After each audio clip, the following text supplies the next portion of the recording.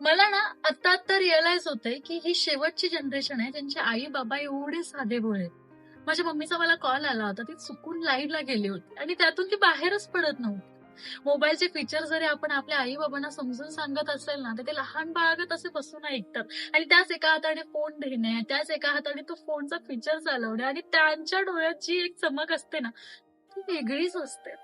ही शेवटची जनरेशन आहे ज्यांनी 2 जोडी कपड्यांमध्ये संसार केला, लहानांची मोठी मुलं केली, वेळेवरती जमिनी खरेदी केल्या, मुलांना मोठं बनवलं, कुठल्या ना कुठल्या तरी पोस्टवर नेलं.